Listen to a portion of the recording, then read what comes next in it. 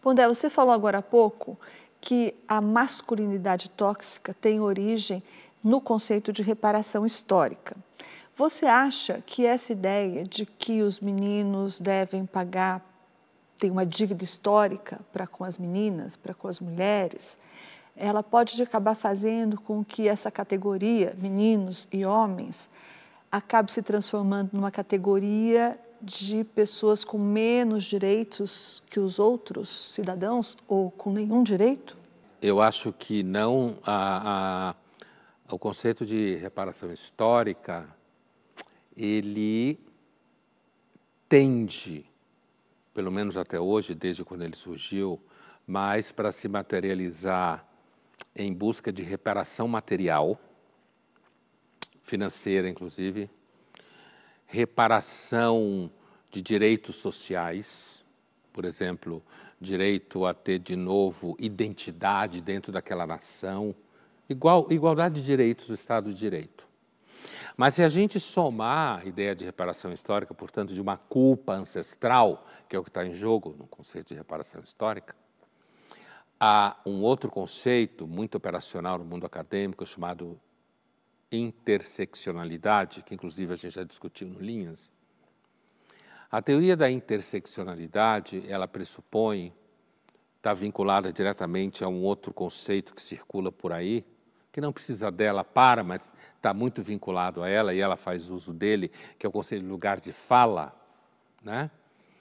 Porque a teoria da interseccionalidade pressupõe que pessoas que participam de mais do que um conjunto de oprimidos, daí a intersecção dos conjuntos, como a gente estava na escola, essa pessoa ela tem mais lugar de fala do que uma pessoa, por exemplo, que só participa de um conjunto de oprimidos. Por exemplo, uma mulher é oprimida por definição porque é oprimida. Agora, uma mulher negra, lésbica... Ela tem mais, ela tem lá uma região de intersecção entre 3 grupos de oprimidas e ela está nessa intersecção. Portanto, o lugar de fala dela é mais amplo, certo? Então, como toda teoria de vocação autoritária, como é a teoria da interseccionalidade, porque você identifica uma teoria com vocação totalitária quando você produz uma armação teórica abstrata e aí você começa a interpretar a realidade o tempo inteiro a partir dessa armação teórica abstrata. É aí que vai acontecer os mecanismos de exclusão, opressão, ou seja lá o que for, assim como quando você construiu-se já no passado uma teoria abstrata, por exemplo, de que judeus são maus, então você pode matar, pode estuprar, pode roubar, assim como no passado se construiu teorias de que os negros não eram gente, então você podia transformá-los em escravos, espancá-los, vendê-los, né? Então, um risco que eu vejo nessa teoria da interseccionalidade é porque hoje ela já pressupõe em certos ambientes que, por exemplo, um homem branco heterossexual cis não teria lugar de fala naquele ambiente. Por exemplo, numa universidade, se eu não participo de nenhum grupo de oprimidos, como é o caso do homem branco heterossexual... Então você é opressor. Você é opressor em todos os níveis.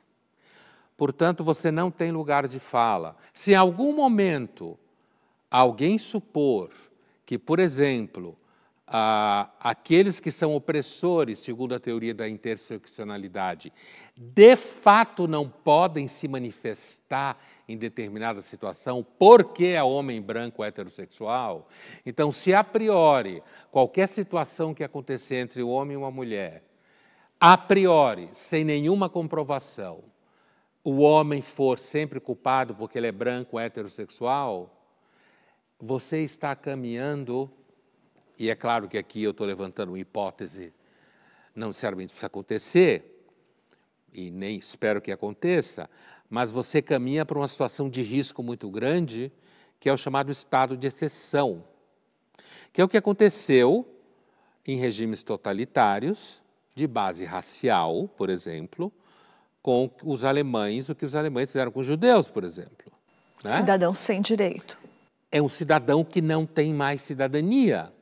Então, o Estado continua funcionando normalmente, mas aquele grupo específico é considerado um grupo por culpa dele mesmo, certo? Por culpa dele mesmo, porque ele cometeu atos que o fez com que esse grupo merecesse esse tratamento, ele está excluído do Estado de Direito. Isso é o chamado Estado de Exceção, que é uma teoria que os fascistas europeus da primeira metade do século XX transformaram numa teoria jurídica e política, né?